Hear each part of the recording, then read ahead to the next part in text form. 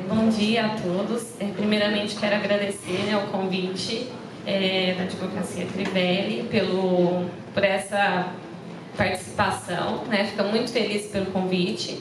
Obrigada, Lígia, obrigada, Stephanie, o Edson, né, que nos convidaram a estar presente para trazer algumas informações sobre a educação inclusiva, que hoje talvez seja um dos maiores momentos da história falando sobre isso, sobre essa inclusão verdadeira dentro da nossa educação pública, né? Dentro da nossa educação. E a gente sabe que a gente vem enfrentando alguns desafios em relação a isso.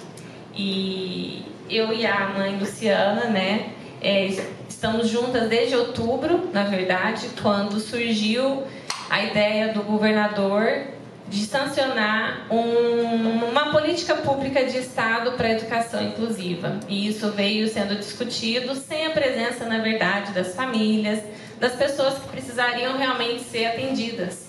Eles fizeram entre eles, né, como sempre fazem, e lançou um decreto em 2023 que sancionava a questão da terceirização da educação pública, da educação inclusiva dentro das escolas.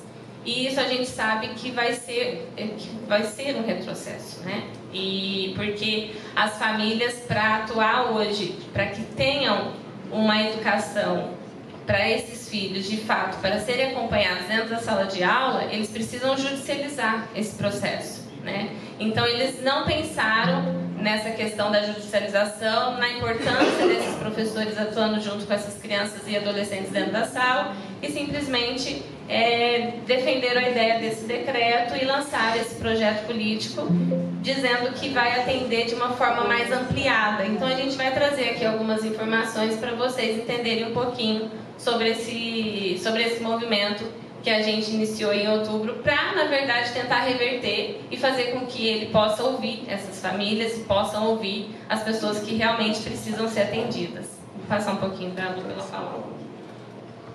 Bom dia a todos. Eu também quero agradecer pela oportunidade.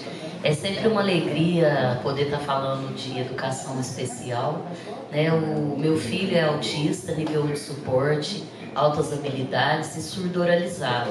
O nome dele é André, ele tem 17 anos. E o André passou muitos perrengues na escola particular. No início ia muito bem, né? Até ele era uma escola muito, vamos dizer, inclusiva, muito lúdica, né? Até que começaram as provas e os conteúdos e a falta de inclusão, né? E a gente tentou daqui, tentou dali, infelizmente não conseguimos dar um auxílio para ele nesse sentido. Foi aí que o André foi para a escola pública, né? Eu contratei uma psicopedagoga e ela nos orientou a levá-lo para a escola pública, né? E assim, o André é muito feliz na escola pública, ele está lá desde o 7º ano, né, do Fundamental 2, e ele vai muito bem. Ele teve professor auxiliar o acompanhando nas atividades, né? Depois recusaram um professor para ele, porque ele é altas habilidades, o que é uma coisa também que a gente não concorda, porque altas habilidades também precisa ser puxado para frente e ser trabalhado por professor especializado, né? E eu sou vizinha da Pri, né? Então, quando o governador colocou essa ideia, né, de que ia terceirizar, e mais do que isso, tirar os professores especializados de sala de aula, que acompanham esses meninos lá, né? Crianças, adolescentes, né, atípicos, neurodivergentes, deficientes, né, e substituir por pessoas sem formação, né, com nível médio só.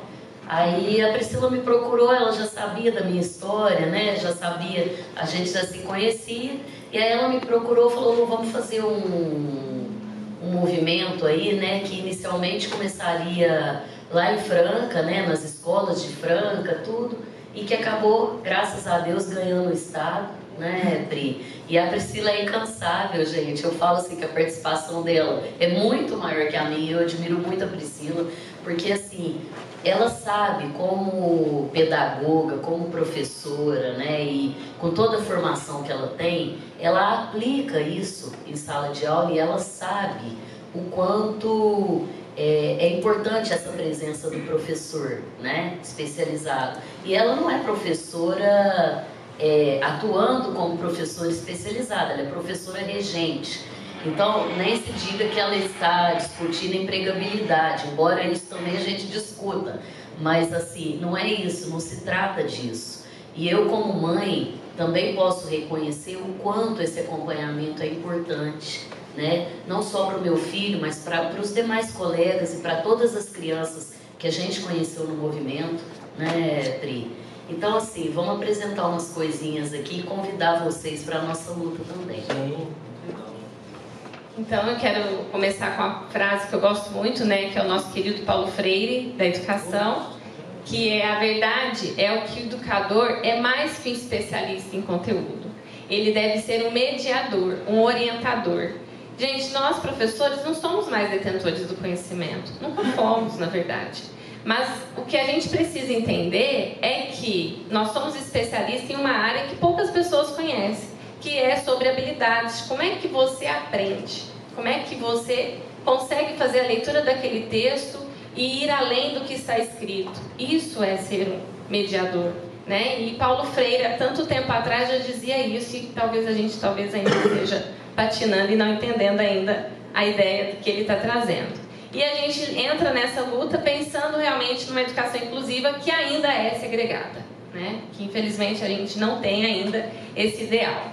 E aí a gente entra então por conta desse ato normativo, quando ele decide lançar o decreto, e ele diz que ele vai disponibilizar, dentro desse decreto, ele vai disponibilizar profissionais de apoio escolar. Isso já acontece muito nas prefeituras, tá? Isso já é muito nítido em todas nas prefeituras. Eles dizem que ofereçam o profissional de apoio. E a gente tem que tomar muito cuidado com essas nomenclaturas, porque essas nomenclaturas são perigosas e elas ludibriam as famílias. Ah, mas já tem uma pessoa lá cuidando dele. Cuidadores.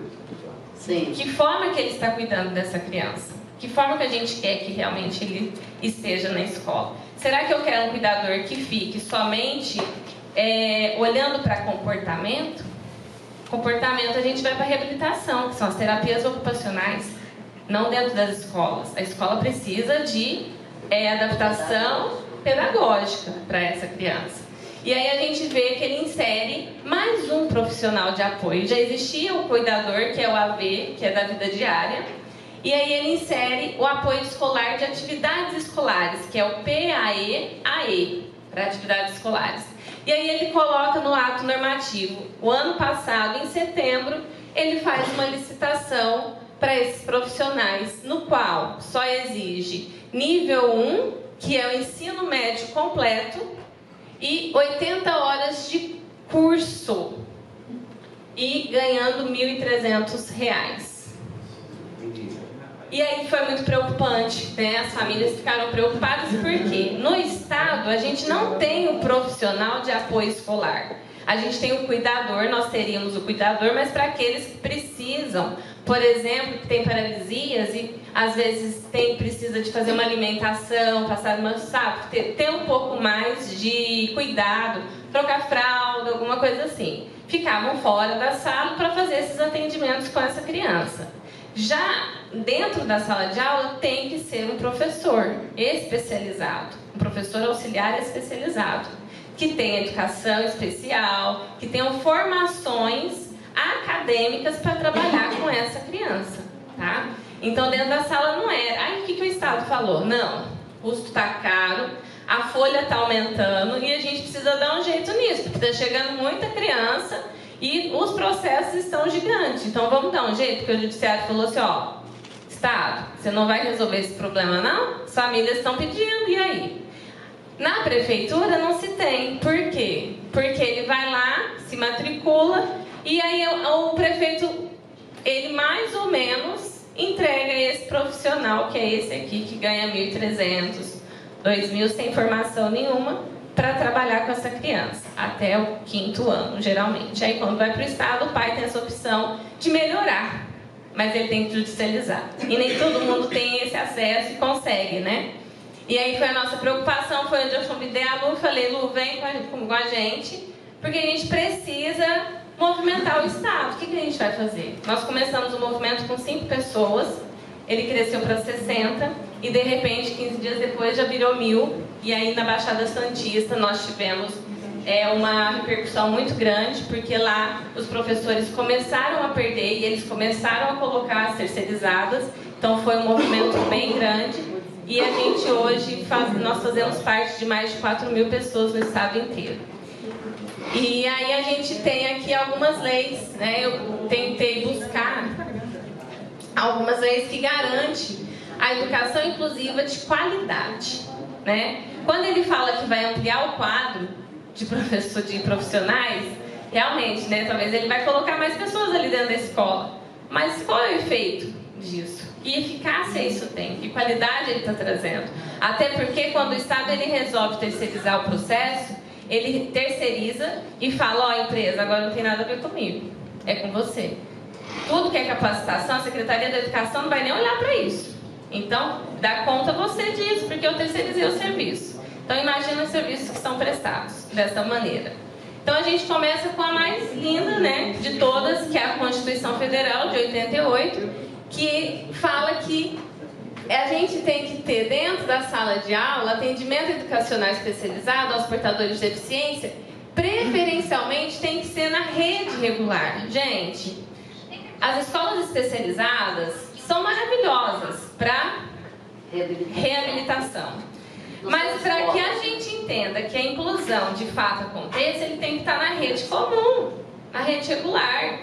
Por quê? Porque a sociedade precisa entender que essas crianças ou esses adolescentes serão nossos futuros adultos, serão os futuros jovens também que terão condições de contribuir. E se eles não estiverem lá, como é que eles vão contribuir? A lei, então assim, fica muito claro ali.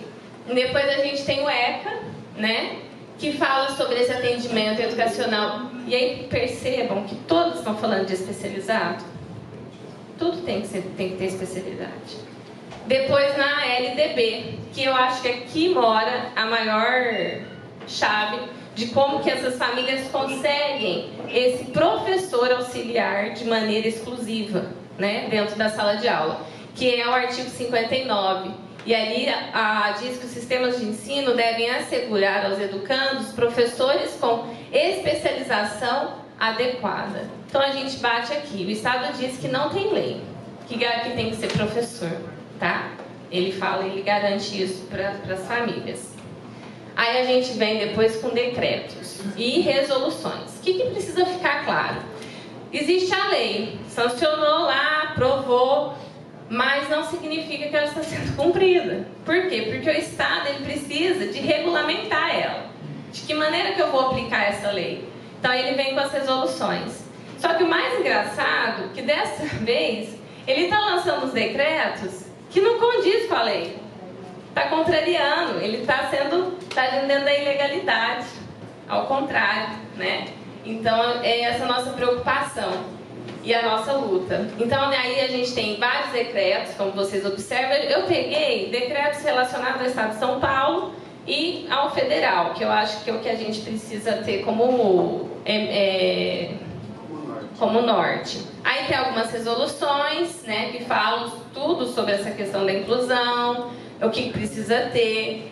E aí em 2008 a gente tem uma política nacional de educação que fala na perspectiva da educação especial, que é uma política pública promotora de uma educação de qualidade para todos os alunos. Então, assim, a gente precisa muito ficar próximo a essas palavras para que a gente não se deixe caminhar, seguir nessa corrente de tipo, mas ele está sendo atendido, né? Não tem uma pessoa lá. Né? Mas está sendo atendido. 2009, 2011. E aí, gente, vamos lembrar que a nossa lei de inclusão, ela é muito jovem, né? Apesar da gente ter várias outras coisas lá atrás, Constituição e tudo mais, a gente vai ter uma lei de 2015 que fala sobre a importância de ter essa inclusão nas redes, né, em todos os âmbitos. Ela é muito nova, faz 10 anos. Então, assim, é muita coisa acontecendo. Nós temos agora a educação especial em ascendência muito grande, né? Tá todo mundo querendo se aproveitar dela, desculpa a palavra, mas é mais ou menos isso que eu sinto. E aí a gente tem ela em 6 de julho de 2015. Em junho, antes dela, nós tivemos um deputado que fez uma lei no estado de São Paulo para limitar a quantidade de alunos na sala de aula referente ao ensino fundamental e médio, quando se tiver algum aluno matriculado que tenha deficiência intelectual, qualquer tipo de deficiência. A gente sabe que hoje a educação pública tem um módulo de alunos por sala de aula que causa até insalubridade, né? A gente tem quantidade de alunos no ensino fundamental do 6º até o 9º, podem se colocar até 35 alunos dentro da mesma sala. E a partir do ensino médio até 45. Então, assim, é bem insalubre. E aí ele lança essa lei, só que essa lei não foi regulamentada, assim, o Estado não lançou nenhuma resolução para resolver esse problema. Inclusive, ele está sendo bem audacioso esse ano, porque ele está fechando salas e juntando mais os alunos. Então, a sala que tem 20 alunos, as duas têm 20, a do ensino médio, cabe 40. Então, vamos juntar essas duas e ficar com uma só. Então, a gente ainda está perdendo nesse sentido. Aí, a gente está lutando também por quê? Porque, na maioria das vezes, a gente tem um aluno matriculado com deficiência. Então, por exemplo, em Franca, a gente teve bastante lutas e que, inclusive, a gente conseguiu fazer com que não fechasse, né? Porque não tem nenhum lugar que está escrito que se feche sala de aula. Aí a gente tem os decretos de 2020, depois tem a lei em outubro de 2023, que fala sobre o acompanhante especializado. Você quer falar um pouquinho desse, Lu? Que é da VEM, que é do acompanhante. Sim, então, gente, o problema é o seguinte, eu acho muito interessante que o Estado quer nos convencer, a nós, mães, pais atípicos, de que esse profissional de apoio escolar dá até o mesmo nome, que é professor de apoio escolar, PAE. Não, professor especializado, né? PAE, professor de apoio especializado. Professor de apoio especializado escolar. Ou então profissional de apoio escolar. Ele dá o mesmo nome, PAE, para enganar a gente, sabe? Porque na sala de aula a gente precisa de... O professor regente é que adapta o material. Então, assim, para vocês entenderem, aqueles que não têm filhos deficientes ou atípicos, né? Na sala de aula, o professor regente, como a Priscila, ela é professora de língua portuguesa. Ela adapta o material para aquela criança, para aquele estudante neurodivergente. Aí, o que cabe ao professor especializado? Verificar se aquela adaptação alcançou o aluno. Se ele está... Porque estamos estudando figuras de linguagem, vamos dizer. Ele vai ter que ter um conteúdo dentro daquilo ali, mas que alcance o que ele consegue aprender naquele momento, sabe?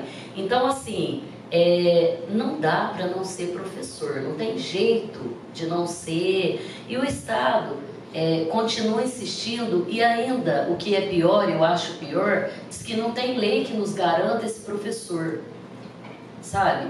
A Pri passou ali pela Lei de Diretrizes Básicas da Educação. Eu quero até fazer um salve aqui para o Florestan Fernandes, nosso grande sociólogo.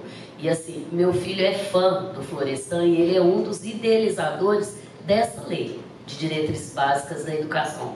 No artigo 59, ele é claríssimo. A pessoa com deficiência tem direito a um professor especializado.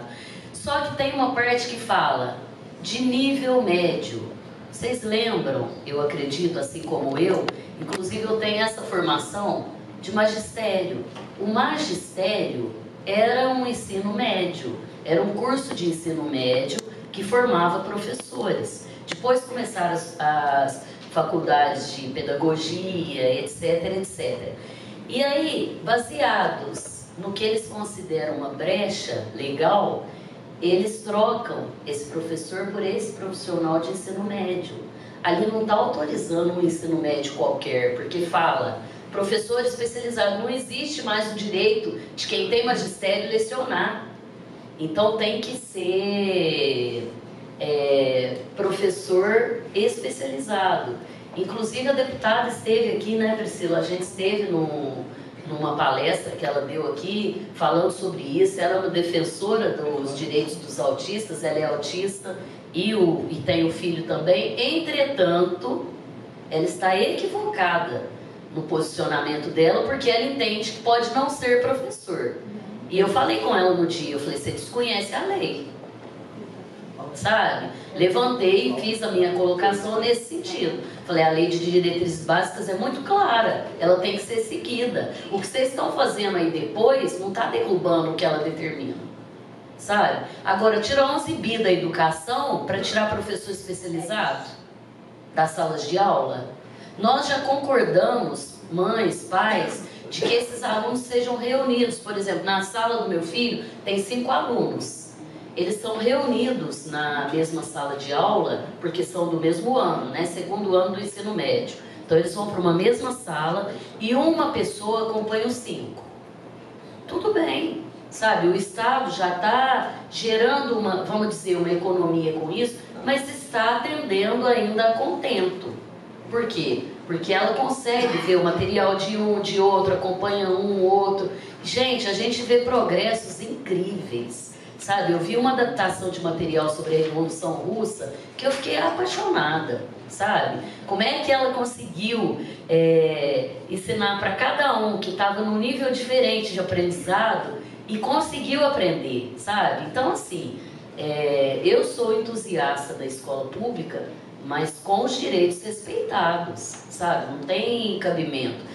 Pri, pode falar você sobre porque ela diz que o acompanhante especializado pode ser, por exemplo, acompanhante, gente, pode ser qualquer um, dentro da área da educação ou dentro da área da saúde. Então ela quer dizer que também pode estar dentro da sala de aula um acompanhante da área da saúde. Por exemplo, um terapeuta. E a gente entende que isso tem que ser feito em período contrário. Em período, por exemplo, das escolas especializadas que fazem a reabilitação. E que o SUS, né, precisa garantir essas terapias para essas famílias também. Porque a gente sabe que isso está precário na saúde, né?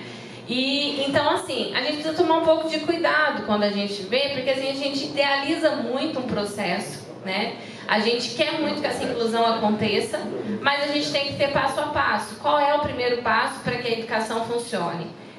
Como a Lu disse, o professor especializado, ele está reagrupando esses alunos em sala de aula. Então, em vez de um, põe 5, põe 3, dependendo do nível da linha de suporte de cada uma dessas crianças.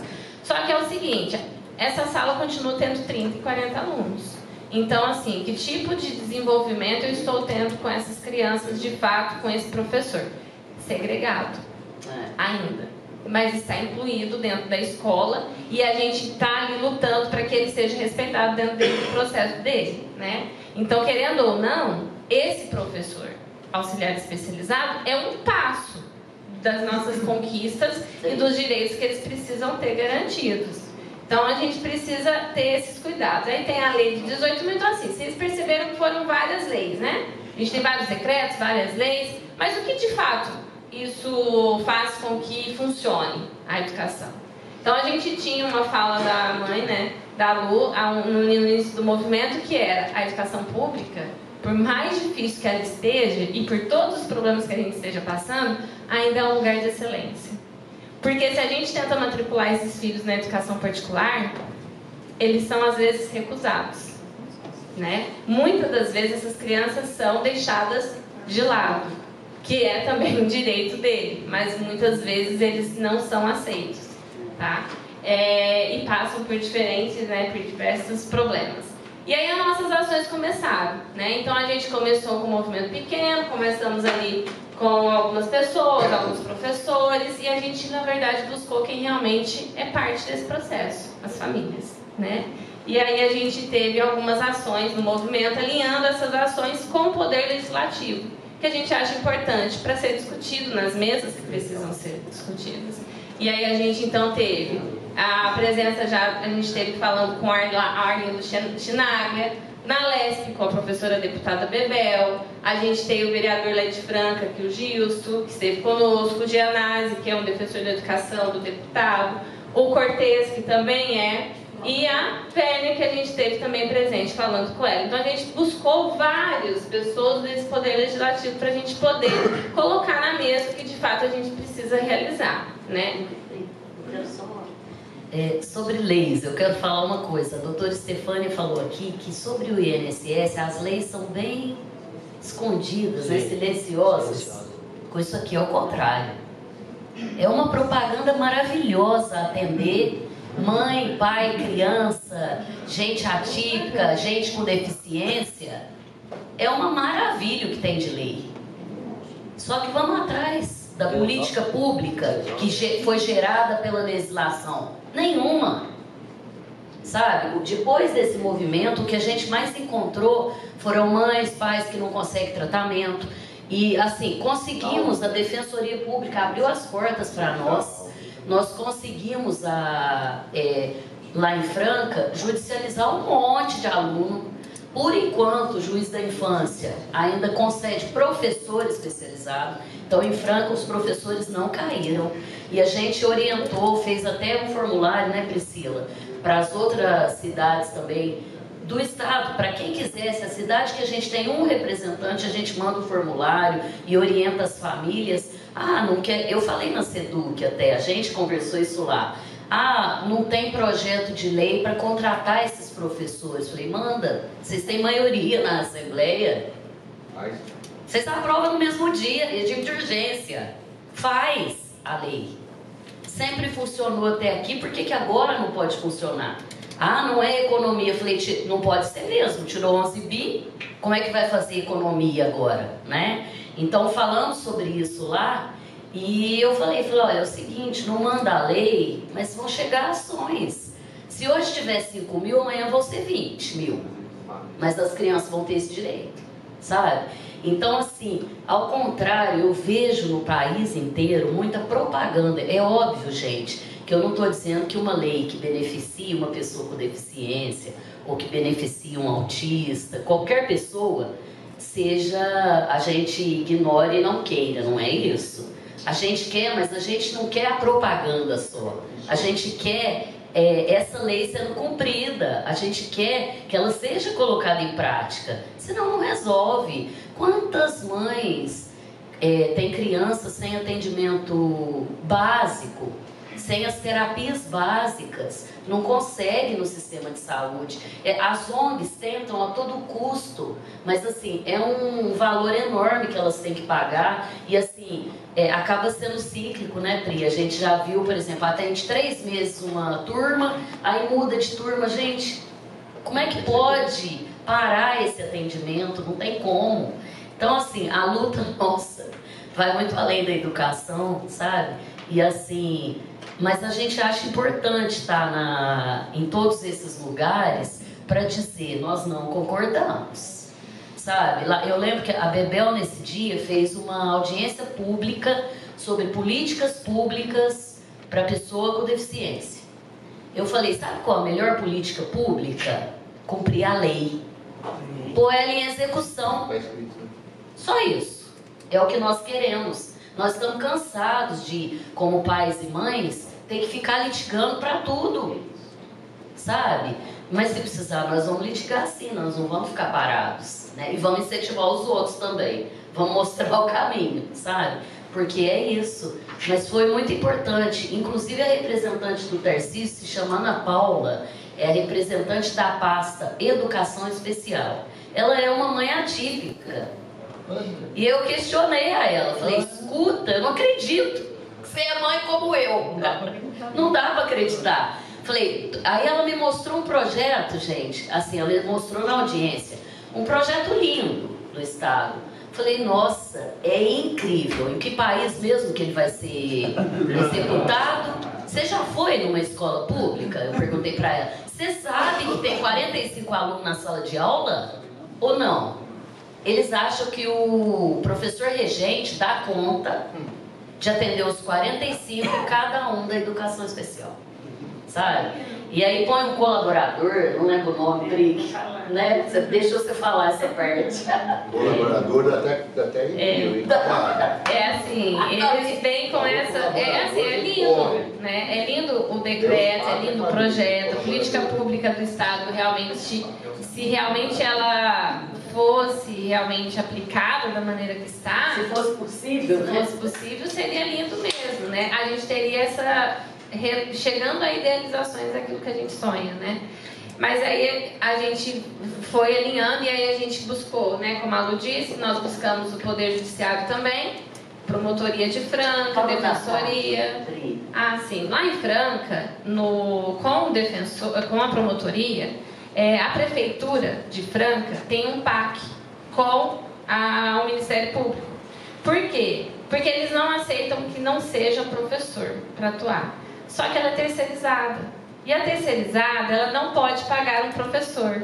Então, eu descobri isso em outra reunião que eu fiz com a defensora, que é a coordenadora do Estado, com a Renata Tibiriçá. E ela nos disse, eu falei, bom, então já que tem um PAC que tem que ser um professor, por que não paga de acordo com um professor? Porque o Estado, ele é como se fosse algo essencial para o professor. Então, ele não pode terceirizar o professor, o serviço do professor. Então, ele paga, ele cobra, presta atenção, ele cobra que tenha formação, a graduação, a terceirização, os documentos para ser contratado, mas ele paga como um auxiliar, como se fosse um estagiário, tá? E aí, ele trabalha 8 horas e ganha R$2.000. Vocês acham que ele fica naquele emprego quando ele tem a oportunidade de sair e ganhar 5.000, 4.000? Óbvio que não, né? Então a gente vê uma rotatividade muito grande, não cria vínculo com essas crianças. E é isso, não medir a criança dentro das suas potencialidades cognitivas, e sim comportamentais. Fica o tempo todo abraçando essas crianças, medindo, para elas não correr, para elas não cair, para elas não fazerem isso, quer dizer, só ficam socorrendo o dia todo, acabam apanhando muito, sofrem, porque é um trabalho pesado, né? Então, assim, a gente vê que não tem uma eficácia aí no trabalho, né? É um dinheiro que está sendo, talvez, precisaria ver se realmente está surtindo efeito. Aí a gente foi até a defensoria, conversamos com o defensor Guilherme e ele propôs para a gente alinhar no Estado, que tem que ser pedido, porque tem lugares que não pede professor, coloca a palavra profissional. E quando coloca a palavra profissional, vai cair dentro do ato normativo, pode ser trocado. E é exatamente isso que o Estado fez. Quando chegou em janeiro, como eles lançaram o ato normativo, eles falaram assim, a gente precisa diminuir a nossa folha. Então nós vamos mandar professores embora, esses professores auxiliares, para que a empresa possa contratar como profissional. Vamos olhar todas as ações e ver quais as ações estão como professor. O que tiver como professor a gente mantém. E o que tiver como profissional a gente retira e coloca terceirizado. Então a gente teve que tentar fazer esse alinhamento, inclusive com a defensoria, para que realmente isso talvez sirva, né, aqui, né, os advogados que fazem essas solicitações para famílias, talvez se atentar a essa questão. Colocar sempre como professor e não como profissional, né? E colocar especializado. Aí a gente teve uma reunião em Piracicaba, recebemos o convite de estar lá junto com a coordenadora, com a doutora Renata Tibiriçá, que ela é coordenadora do Estado, né? Ela é defensora e coordenadora do Estado todo. E aí a gente começa numa linha de tipo, nós não vamos conseguir se a gente ficar dentro de casa só indo nos lugares, né? Então a gente vai precisar movimentar a base. Quem é a base? As nossas famílias e as nossas crianças.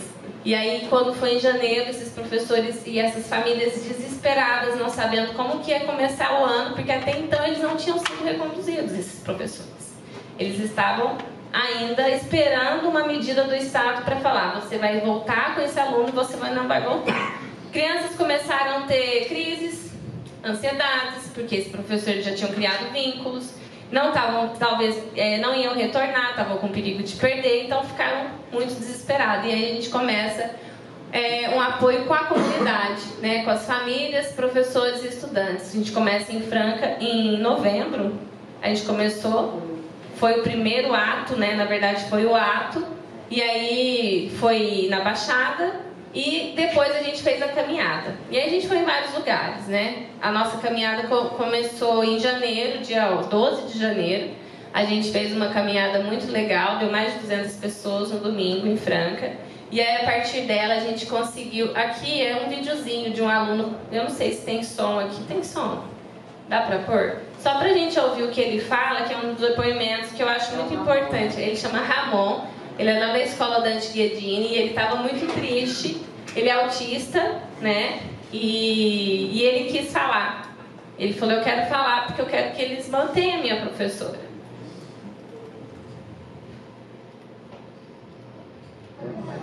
Há 3 anos atrás, e a minha mãe, ela foi desmapeada. Ela foi conquistada. Fazendo assim, eu conheci a Camila. Graças a ela,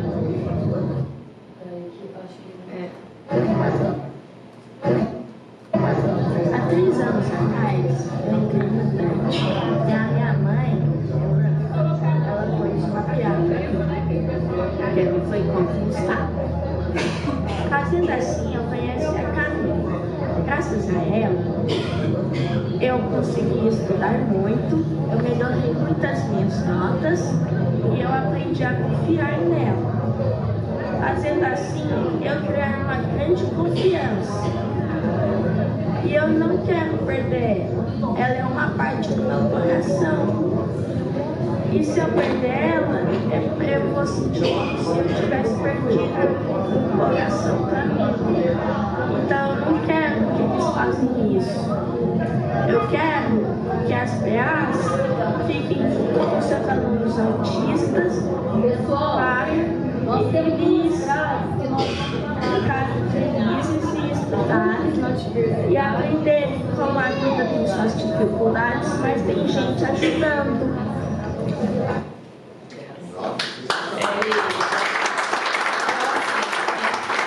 Esse é um aluno que conseguiu, né, ter essa professora, criou vínculo, né, porque a gente tem esses comportamentos rígidos nas crianças, né, e que é difícil criar vínculos, não é fácil. Eles não são crianças que eles têm uma percepção da vida muito diferente, né, eles têm um olhar muito diferente de tudo, e aquele ambiente ou aquela pessoa que trata ele com muita hostilidade, realmente ele não vai aceitar. É sempre não na vida o tempo inteiro, então ele não vai aceitar aquilo. Então quando você ainda consegue, porque a gente ainda tem isso, mesmo sendo professor especializado, talvez ele não tenha tão grandes empatias com essas crianças, com esses adolescentes, que vai também gerar ali às vezes crises, gatilhos. E aí quando você encontra um profissional que deu certo, que está atuando com essa criança, e aí o Estado vem e fala, nós não vamos colocar ela com você de novo. Então foi desesperador, né? Então aqui é um depoimento desse aluno. E aí começa a nossa grande jornada, porque a gente não fez só em Franca. Essa caminhada começou em Franca e passou para mais 11 cidades. Nós atingimos no movimento mais de 22 cidades, com um baixo-assinado, com atos, mas a caminhada aconteceu em 11 cidades. Aqui em Ribeirão, junto com o pessoal da APADA, o pessoal da... Não sei se vocês conhecem o grupo de mães atípicas, aqui também bastante atuante. Então a gente fez essa caminhada, trouxemos esses abaixo-assinados para cá e levamos essas informações. Baixada Santista, né? O deputado Gianazzi foi até o local lá também, acompanhou os professores e as famílias. Os atos e caminhadas em Sorocaba, Salto, Mogi das Cruzes, Suzano. Então ela teve uma crescente, a gente conseguiu levar para várias cidades essa ideia de que precisava, que o governador precisava entender. E aí ele falou, opa, tá tendo alguma coisa diferente, o movimento está crescendo, as mães estão ficando nervosas, então vamos fazer o seguinte, o ato em Piracicaba, né? Junto com a professora deputada Bebel, que é da cidade, então ela acompanhou as famílias lá também. Aqui algumas participações que nós fizemos, né? Primeiro a gente começou na Câmara da nossa cidade, pedindo moção de repúdio, de apoio, né? Então aí a Lu vai para lá. A Lu participa da audiência pública junto com a Ana Paula, a loirinha ali, a Ana Paula, que era a secretária, né? Representante da Educação Especial do Tarcísio. Eu aqui nessa época teve também o movimento da greve dos professores do estado de São Paulo, e eu junto com a POS, tentando inserir a pauta da educação especial fortemente, subo lá no caminhão de forma inesperada e falo algumas coisas para grande parte dos professores aqui naquele momento, para que entendesse que nós somos contra a terceirização educacional pública. E a gente já começou a sofrer na educação especial Então a gente precisava realmente desse movimento que está ganhando força. Você quer pôr o seu áudio na palestra? Tem 1 minuto ali, você falando. Lídia, põe a Lu falando lá. Eu acho super importante ela falar o que ela fala para Ana Paula. A gente tinha representante aqui, nessa audiência pública do Ministério do MEC. Né? Aqui do lado ele estava também presente. É só clicar na imagem, ela vai.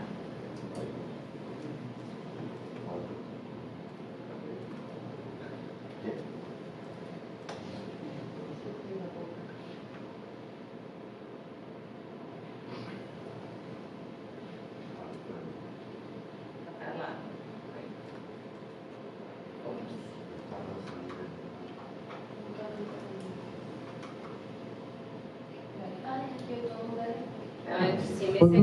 Esse aqui. Isso. O que eu costumo dizer quando a gente se reúne com pais, mães e professores, que a escola pública tem excelência na educação especial. Eu sou muito grata ao que o meu filho recebe na escola pública.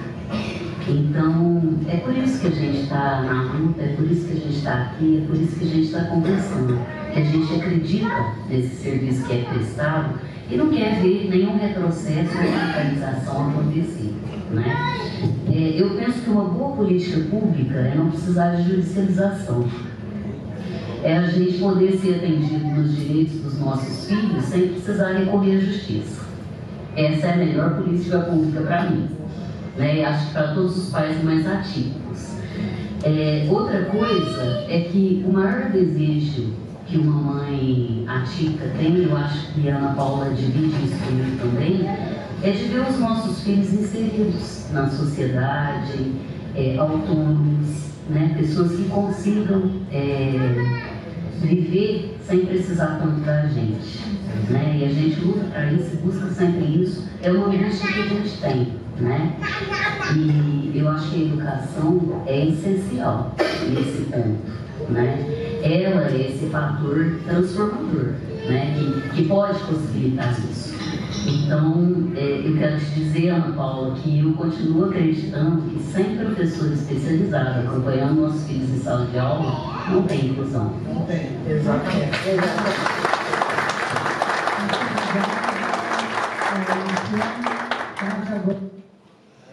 Esse foi, né? Ela eu achei. Resposta. E depois desse dia ela não quis mais nos ver. Então a gente nunca mais atender a gente.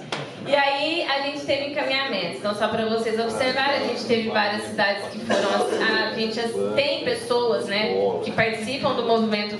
Todas essas cidades que estão ali: Amparo, Araraquara, Assis, Americana, Bertioga, Bauru, Guarujá, Guarulhos, Salles, Marília, Presidente Prudente. Então, são mais de 20 cidades que estão presentes no movimento com representantes. E a gente deu esses encaminhamentos. Então, a cada pessoa que fazia parte dessa cidade, a gente fez um informativo de um passo a passo, porque a gente começou a lotar a caixinha do Ministério Público de denúncia. E aí a gente fez com que todas as famílias denunciassem o que estava acontecendo. E aí eles começaram a denunciar. Aí a gente também informou eles que eles tinham que começar a pedir o professor auxiliar na justiça. Quem não tinha condições de pagar, vai para a Defensoria Pública. E aí a gente fez um formulário já pronto, porque senão ele vai uma vez, tem que pedir documento, depois ele volta. Então a gente fez um formulário junto com o defensor de Franca. Ele falou: eu preciso dessas documentações. Ele não precisa voltar aqui mais de uma vez, ele vem a primeira e já faz tudo. Então a gente facilitou nesse sentido para as famílias.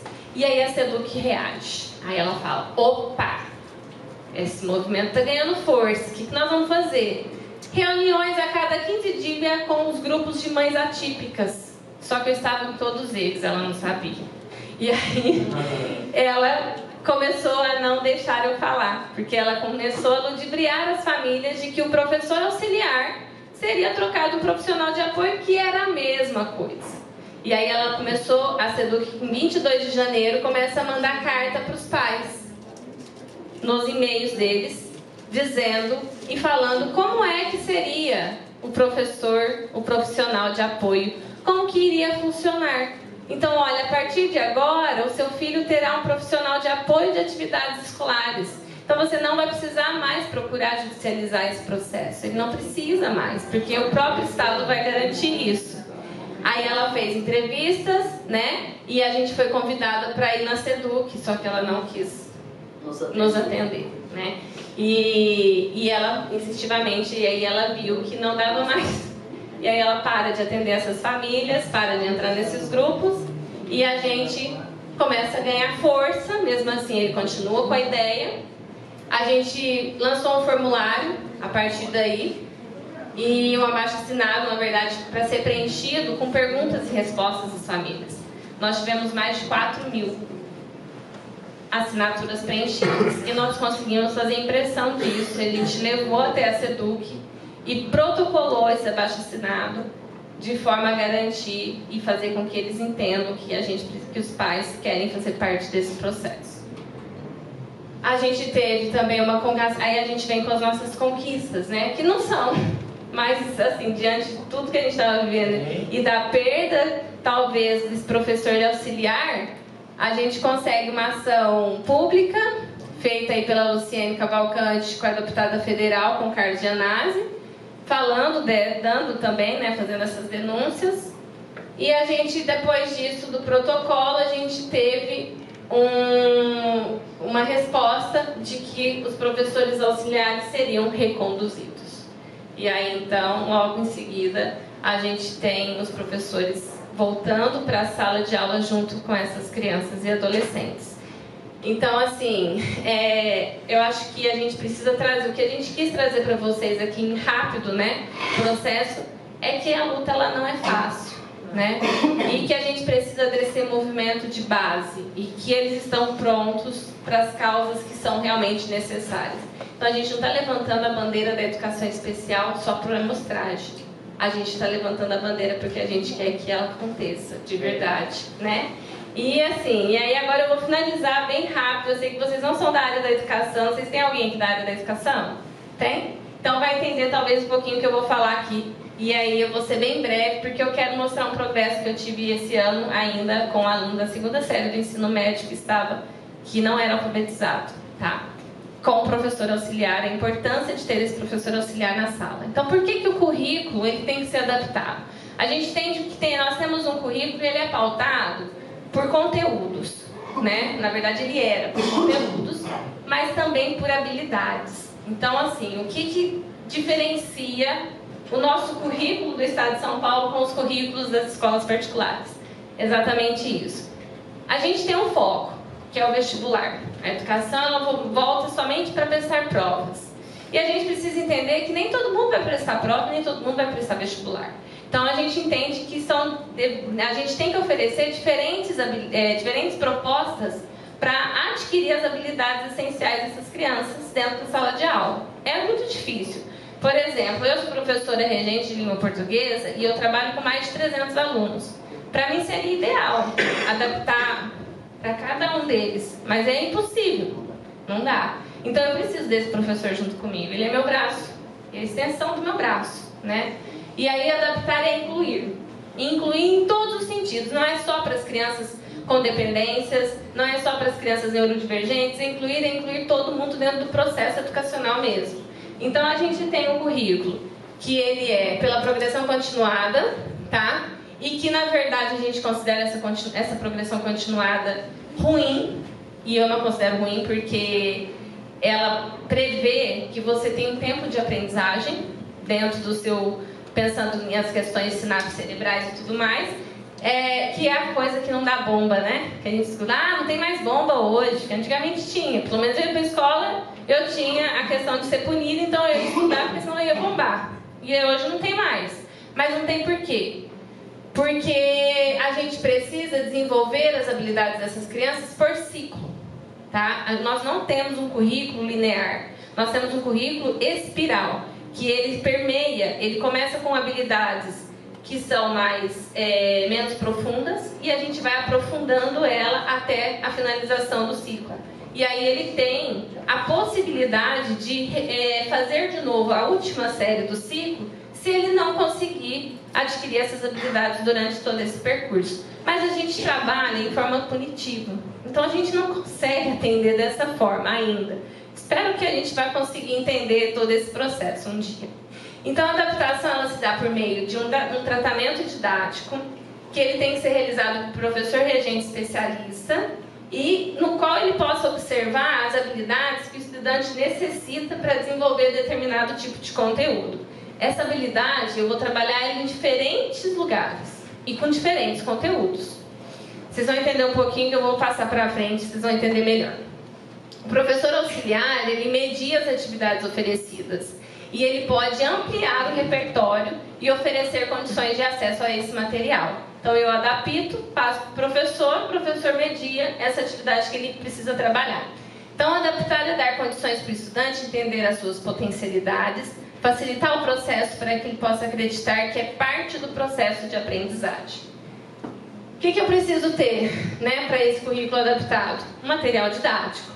O material ele deve ser apropriado. Gente, desculpa, mas o governador Tarcísio trouxe um secretário do Paraná, que é o secretário Feder, e ele é extremamente, não sei, assim, robótico, porque empresário, ele trouxe para as escolas particulares as plataformas digitais, que está, assim, dentro de um processo de robotização e de exclusão muito maior do que a gente estava tendo antes.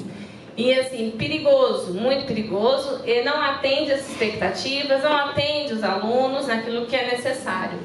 E aí a gente tem, lá na LDB, já assegurado que os estudantes precisam de ter currículo, métodos, técnicas, recursos, organizações específicas para atender às suas necessidades. Então o material ele tem que garantir processo de progressão, sem infantilizar. A gente precisa tomar esse cuidado, a gente não sabe adaptar currículo. Por quê? Porque o menino ele tem que ser alfabetizado com 6, 7 anos. Então, tudo com 6, 7 anos tem o quê? Coisa de criança. Tem lá os macaquinhos, flores, aquele peixinho, né? Então, assim, tudo que é para a idade séria dele ali, da idade dele. Aí, o que acontece? Chega no ensino médio, ele não foi alfabetizado. Aí, sabe o que a gente faz? A gente pega o material lá do primeiro ano para alfabetizar essa criança. Gente, que vontade que ele vai ter? Primeiro que ele vai passar vergonha. Que vontade que ele tem de aprender se você está dando um peixinho para ele pintar? Que sentido isso faz? Nenhum. Enquanto eu estou falando de períodos literários, ele está tendo que fazer caça-palavras? Ele está tendo que pintar alguma coisa para poder relacionar a letra com o som? Então a gente precisa tomar cuidado. Então não é infantilizar, porque a infantilização você afasta o aluno do processo. Ou antecipar demais um processo de cognição dos estudantes. Por exemplo, eu estou vivendo isso com minha filha hoje na educação infantil. Nós estamos antecipando coisas para as nossas crianças. Sabe o que ela faz? 4 anos de idade, ela tem que estar brincando e reconhecendo o ambiente. Eles querem que elas fiquem sentadas, com carteiras, dentro de uma sala, fechada, escutando o professor e assistindo vídeo. E falando sobre o que eles entenderam. Então, olha o processo, como ele está sendo, errado, assim. Eu vejo que é uma visão que precisa, talvez, voltar um pouquinho e entender o que é a pedagogia de fato. Então, os materiais, quando eles não são utilizados de maneira adequada, o que vai acontecer? Se você não aplicar de maneira adequada, ele vai se sentir entediado para trabalhar, porque às vezes ele tem altas habilidades também, tá? Então, assim, a gente não está falando só de deficiência intelectual, a gente está falando das altas habilidades. Ou ainda ele pode se sentir frustrado quando ele é exposto a esses conteúdos que vão além do seu conhecimento atual. E aí a gente tem uma coisa, depois quem é professora quiser dar uma olhadinha, entrar na plataforma Soul Recomposição e dar uma olhada lá, porque o Estado ele trouxe assim, para ver quais são as crianças que estão na série ano. E aí, os meus alunos da segunda série que têm dificuldade de aprender determinada coisa, eles estão passando para eles ditado, para escrever palavras complexas, coisas que deveriam ter acontecido nos anos iniciais. Eles são assim, professora, que isso? Tipo assim, eles acham que eu sou burro, né? Então eles já se consideram dentro de um processo que então, o próprio Estado já está fazendo isso, então está excluindo mais. E a gente tem as metodologias, né? Quando a gente fala em metodologia, a gente fala em como trabalhar as atividades que eu quero que ele realize.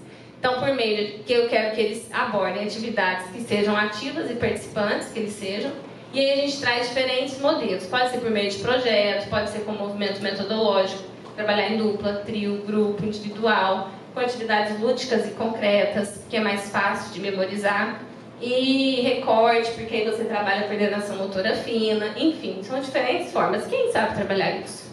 É o profissional que sai do ensino médio? É quem? É o especializado. Né? Então não tem como a gente falar que não pode, tem que ser outro profissional. Não dá para falar. O formato da sala de aula hoje também, né, gente? Eu acho que a gente precisa desconstruir esse formato, que é aquele passivo, só eu faço e você escuta. A gente precisa fazer a roda, né? A gente precisa fazer o círculo, a gente precisa desconstruir aquele processo. E trazer, porque isso eu faço a inclusão de verdade, porque eu passo a olhar no olho de cada um. Eu vejo que cada um realmente necessita. E garantir de fato, então, uma aprendizagem inclusiva, é necessário ter um ensino colaborativo.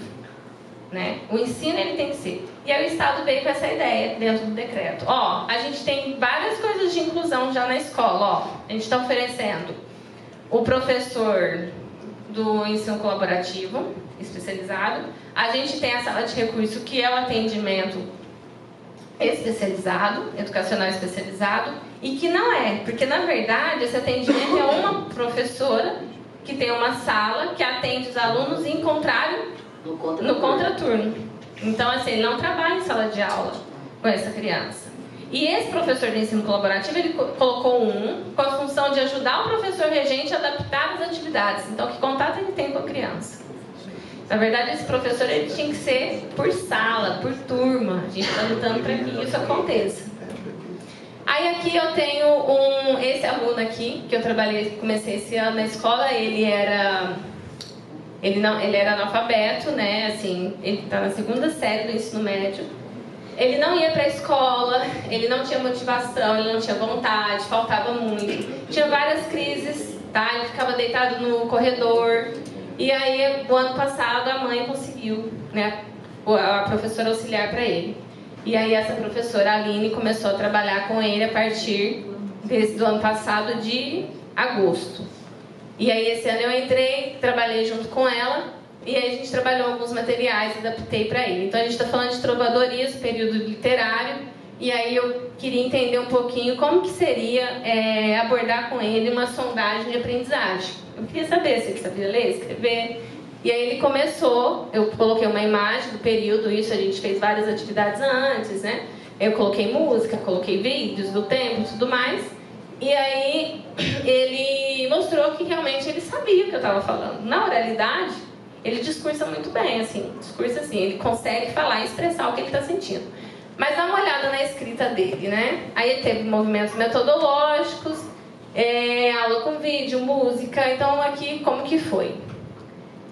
Aqui, antes disso, queria aqui. Lê pra mim aqui, se vocês conseguem entender. Essa foi a primeira atividade dele.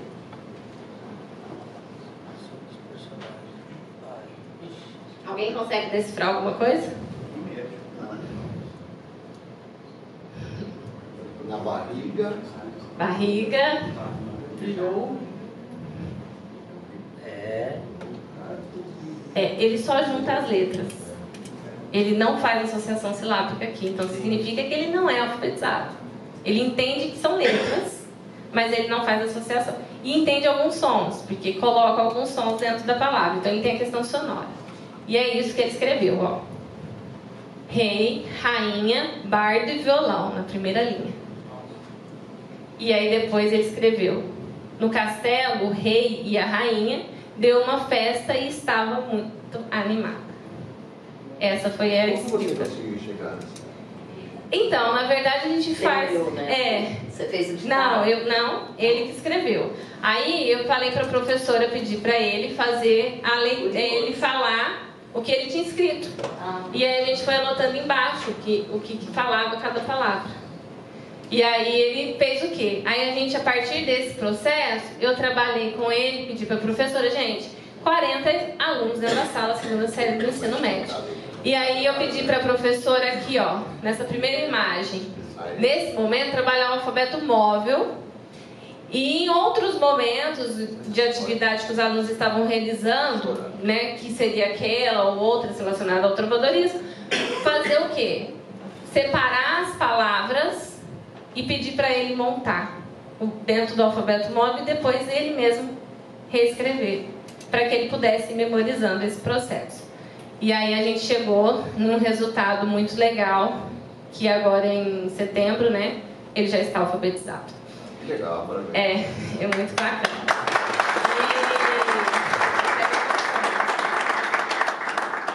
E aí a gente pode ver, por exemplo, enquanto aqui, ó, os alunos faziam uma atividade da mesma forma. Eu falando de trovadorismo, de cantigas líricas, sátíricas, com bastante informação. Para ele eu dei o quê? Imagens que relacionavam ao mesmo texto, como ele é mais concreto em imagens, para que ele montasse e relacionasse, por exemplo, o que é uma cantiga, para ele entender o que era uma cantiga lírica e o que era uma cantiga sática. E aí eu pedi para que ele montasse as imagens, depois de novo fizesse o processo da reescrita, para que ele falasse o que estava acontecendo nas imagens, qual era a diferença de uma e de outra, porque eu trabalhei música dos tempos atuais com os alunos. Então eu falei, a gente se relaciona, a nosso tempo tem a ver com o tempo lá atrás, né? Fazendo associação, para eles entenderem o que tinha dentro das músicas, porque a gente sabe que nas cantigas líricas, o de amigo, na cantiga de amigo, quem escreve o lírico é um feminino. Então a gente tem isso na letra do Chico Buarque, que hoje também tem essa questão. E aí para ele gravando isso, então eu coloquei tempos atuais e tempos da era medieval, né? Que relação que isso faz, que diferença faz. E aí ele foi fazendo. E aí depois também a gente trabalhou a questão da metrificação e da versificação, que é dentro dos poemas, que é a contagem de sílabas poéticas, não sei se vocês se recordam. Por que se faziam essas sílabas poéticas? Hoje os grandes músicos utilizam isso, né? Como compositores e tudo mais, então a gente serve para isso. Então não é para fazer prova, é para a vida. E isso vai ajudar também em vários outros sentidos, né? E aí, com ele, o que eu trabalhei? Trabalhei palavras, imagens para ele escrever, para ele entender o que era uma rima. O que é uma rima? Para ele entender o que são sílabas poéticas e o que são sílabas. E aí, como ele estava no processo de alfabetização, foi ficando mais fácil para ele. Porque o conteúdo tinha a ver com aquilo que ele queria aprender. E aí a gente foi fazendo dessa forma. Aí ele escreveu, pedi para ele procurar aqui nas imagens quais eram as palavras que, no final de cada palavra que dava a rima. Ele fez recorte para ele recortar e colocar as rimas. E depois a produção de um poema dele. Aí ele escreve, olha lá, já melhorou, não sei se vocês conseguem ver aqui, mas aqui já melhora um pouquinho. A palavra em cima, o amor, já começa a fazer um pouquinho mais de... Ele escreve o aro. Pode, ele escreve pude. Causa, ele escreve caja. Dor, ele troca o R, porque são sílabas quando tem complexo é mais difícil. E aí, só que já começa a fazer sentido. Então eles percebam a diferença, daqui a gente já consegue ler, e ele sozinho escreve igual na primeira, diferente da primeira. E aí ele escreve, o amor pode causar dor e também terror. O passarinho pode voar parecido com um anjinho. Esse é o poema dele. Aí a prova são todas de alternativas, com muitas imagens, e a professora auxiliando ele, mediando ele, fazendo a leitura, né? E ele responde, tá? Ela não responde por ele. E aí eu quero destacar uma coisa para vocês. Nessa que está circulada aqui, a questão, ele errou. Ele coloca ali como resposta natureza e navegação. Porque está perguntando assim, ó. A imagem abaixo revela a forma de como era o período, com grandes navegações e como as mulheres esperam, né? A espera das mulheres pelos seus amados. Dessa forma, os trovadores escreviam cantigas, na qual era chamada de, porque na época lá eu expliquei, elas ficavam à espera dos maridos e tudo mais. Então eu queria que ele entendesse o que é lírico e sático. Mas ele ainda é concreto. E para mim avaliar isso, eu percebi que o que ele avaliou foi o que estava na imagem. O que está na imagem? Navegação e natureza. Então ele respondeu exatamente o que estava na imagem. Não tá. E avaliar é isso, né? Avaliar é você entender o que ele entendeu desse processo. E aí a gente vê que ele entende, como descritor, ele escolheu a opção que ele conseguiu enxergar. Então ele não está errado. Ele só não se atentou ao anunciado, que é algo abstrato, que não é algo concreto. Então eu preciso trabalhar mais com ele para ele chegar a esse abstrato. E aí essa, né? Aí aqui a reescrita, aqui, igual eu mostrei lá para vocês já podem perceber que dá para fazer uma leitura bem melhor, né? Só que ainda com bastante desvios. E aqui é um recado dele sobre a professora auxiliar que ele quis falar. Eu sou Jair. Hoje a gente vai falar da minha professora auxiliar. Não tenho muito a dizer, a não ser que ela me ajuda muito as provas e as lições. Ela nunca me dá a resposta, ela só me ajuda mesmo. A ajuda dela graças a ela, eu consegui evoluir muito no aprendizado. Eu tô quase começando a aprender a ler. É bom ter alguém que sabe os seus problemas como seus problemas. Não que possa te ajudar com isso. A Aline é uma estudante muito boa por causa disso. Ela escuta os alunos e sabe qual é o problema dele do aprendizado. É isso, né?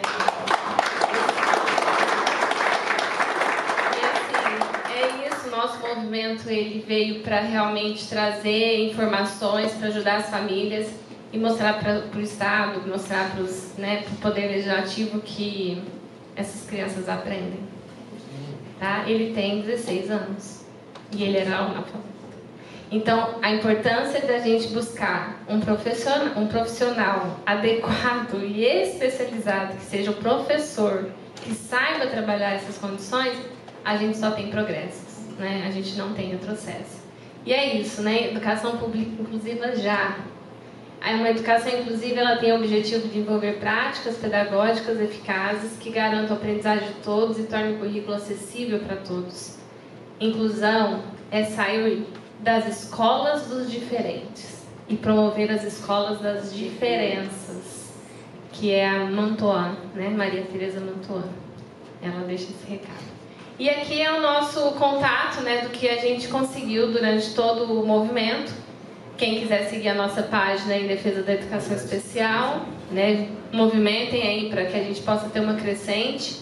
A gente tem um site, né, que tem uma mãe atípica que é muito boa nesse curso. Ela montou um site, lá tem várias informações que é em defesa da educação especial. O grupo de WhatsApp e o Facebook também. Então lá a gente tem todas essas informações. E eu quero agradecer aqui, Lígia, que é, né, o espaço, por poder trazer essas informações e a gente poder levar isso para mais pessoas. Obrigada a todos. Viu?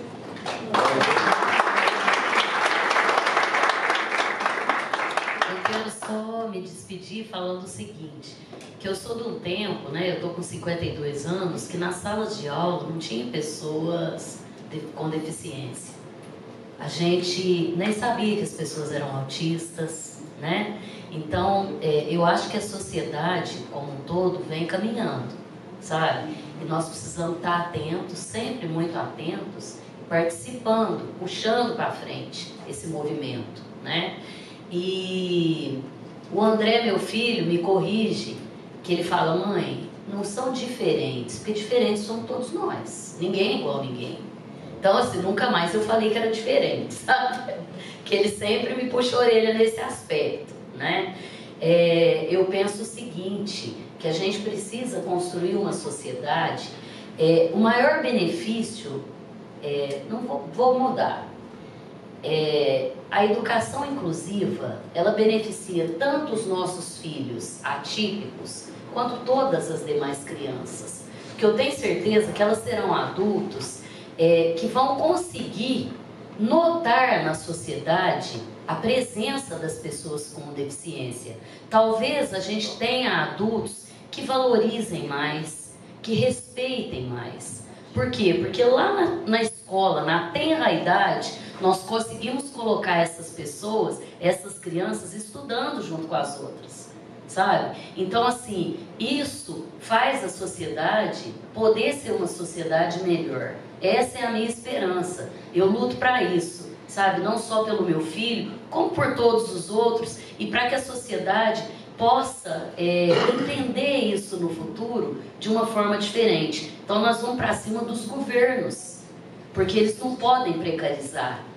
Nós não podemos deixar que o nosso objetivo seja destruído por essas ações que precarizam, sabe? Que retrocedem, né? Não. Se a gente conquistou até aqui, é daqui para frente, nunca daqui para trás. Obrigada.